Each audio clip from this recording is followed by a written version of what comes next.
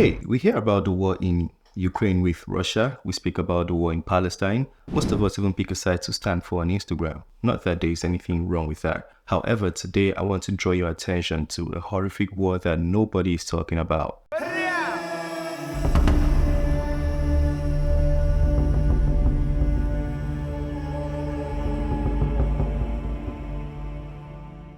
The ongoing conflict in Sudan erupted in April 2023, and this represents a significant and devastating chapter in the nation's turbulent history. This war is between the Sudanese armed forces and the Rapid Support Forces. It's escalated to become the world's worst humanitarian crisis, displacing millions and leaving millions more in dire need of assistance. To understand the roots of this conflict, one must delve into Sudan's complex history, marked by decades of civil war, ethnic tension, and several struggles for power and resources. Sudan's history is deeply influenced by its colonial past. The British-Egyptian condominium, established in 1899, imposed artificial borders that grouped together diverse ethnic and religious communities under one administration.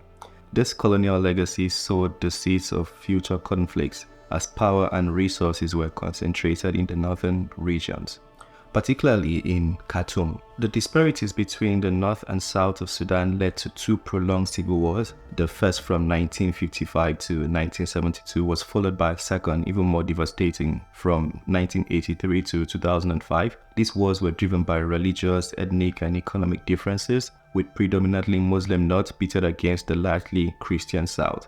The second civil war was resulted in the Comprehensive Peace Agreement in 2005, which eventually led to the creation of South Sudan in 2011, which is the youngest nation in Africa right now. However, this division did little to address the underlying issues itself. To get more detail in this, let's speak about the Darfur conflicts and the rise of the RSF. In the early 2000s, Sudan witnessed another devastating conflict in the western region of Darfur.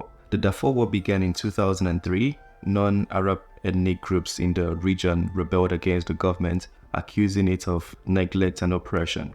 The Sudanese government responded by unleashing the Janjaweed militia, largely composed of Arab nomads, to crush the rebellion. What followed was a campaign of mass killing, rape, and displacement that international communities recognized as genocide. Now, before I even move on with this video, I just want to clarify that everything I'm saying in this video is based on my research and what I've seen available on the internet. So I don't live in these regions to fully experience it, but I'm just trying to enlighten people that may not have any knowledge on this. So if you know better and you want to correct anything being said in the video, please feel free to do so in the comment section.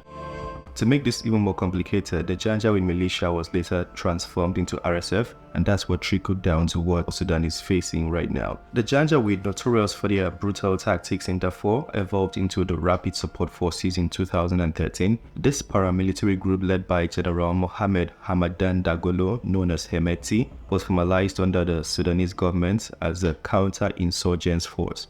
Hemeti, who rose from humble beginnings as a camel trader, became one of the most powerful figures in Sudan. The RSF role in suppressing rebellions and protecting the regime of President Omar al-Bashir made them a formidable force in Sudanese politics. President Omar al-Bashir was overthrown by the military. His ouster marked the end of nearly 3 decades of authoritarian rule. The protest, driven by widespread dissatisfaction with economic hardship and political repression, was led by a broad coalition of civil society groups, including Sudanese Professionals Association. Following al-Bashir's removal, a power-sharing agreement was reached between the military and the civilian leaders, establishing a transitional government. However, the RSF, led by Hemeti, remained a key player in the new political arrangement. Hemeti positioned himself as a protector of the revolution while simultaneously consolidating his power. In October 2021, the fragile transition to democracy was derailed by a military coup led by General Abdel Fattah, the head of the Sudanese armed forces. The coup dissolved the transitional government, leading to widespread protests and international condemnation. The military takeover shattered hopes for a democratic Sudan and set the stage for the current conflict between al-Burhan and Hemeti, as the two generals vied for control of the country. On April 15, 2023, fighting broke out in Khartoum between Sudanese armed forces and the Rapid Support Forces.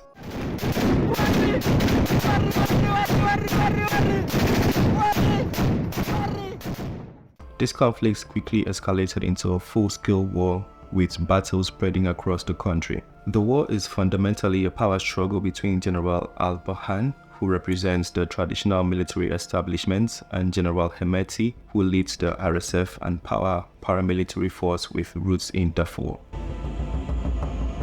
The conflict has had a catastrophic impact on Sudan's civilian population. Khartoum, once a bustling capital, has become a battleground with residential areas shelled and critical infrastructure destroyed. Millions have been displaced both internally and across borders as the fighting spread to other regions including Darfur, which has once again become a flashpoint for violence. The United Nations estimates that over 25 million people are in need of urgent humanitarian assistance and millions are at risk of starvation. The international response to the Sudanese crisis has been limited and fragmented. While humanitarian organizations have attempted to provide aid, the ongoing conflict has made it difficult to reach those in need. Neighboring countries, particularly Egypt, Chad, and South Sudan, have struggled to cope with influx of refugees. The international community, including the United Nations and African Union, has called for ceasefire and negotiations, but these efforts have largely failed to halt the violence. One of the key factors driving the conflict is control over South Sudan's vast resources, particularly gold. The RSF controls significant gold mines in Darfur and other regions, providing Hemeti with a steady stream of revenue that he has used to finance his forces and expand his influence. This wealth has also allowed Hemeti to cultivate relationships with foreign powers, including the United Arab Emirates and Saudi Arabia, who has supported the RSF in exchange for mercenaries in conflicts such as the war in Yemen. Sudan's strategic location and resources have attracted the attention of various regional and international powers. The involvement of the UAE, Saudi Arabia, Egypt, and Russia has added a layer of complexity to the conflict. These countries have provided financial and military support to different factions with Sudan, exacerbating the violence. The rivalry between al-Burhan and Hemeti is also influenced by these external factors, each seeking to maintain or expand their influence in Sudan. The RSF under Hemeti's command has been accused of committing widespread atrocities in the ongoing conflict, particularly in Darfur. Reports of mass killings, rape, and other destructions of entire villages have emerged, reminiscent of the genocide that occurred in the region 2 decades ago. The RSF's tactics have been brutal, targeting ethnic groups perceived to be aligned with the SAF. The scale and intensity of the violence have led many to fear that another genocide is unfolding in Darfur. Despite the mounting evidence of atrocities, the international community has largely failed to intervene effectively. Sanctions and condemnations have done little to stop the violence, and there has been no concerted effort to protect civilians. The humanitarian situation continues to deteriorate, with millions of people trapped in conflict zones, cut off from food, water, and medical care. The plight of Sudanese civilians is a stark reminder of the international community's inability to prevent mass atrocities. The prospect for peaceful resolution to the conflict remains bleak. The deep-seated rivalry between al-Burhan and Hemeti, combined with the involvement of regional and international actors, makes a negotiated settlement difficult. Both sides have shown little willingness to compromise, and the ongoing violence has entrenched divisions within Sudanese societies. Even if a ceasefire were to be achieved, the underlying issues that led to the conflicts, including economic disparities, ethnic tensions, and the concentration of power in the hands of a few, would need to be addressed to ensure a long-lasting peace. Sudan's civil society, which played a crucial role in the 2019 revolution, remains a key player in the push for peace. Despite the violence, activists and community leaders continue to call for an end to the conflicts and a return to civilian rule. However, their voices have been marginalized by the warring factions. International mediation led by the African Union and the United Nations will be essential in any efforts to broker peace. However, such efforts must be backed by a strong commitment to holding perpetrators of atrocities accountable and addressing the root causes of the conflict.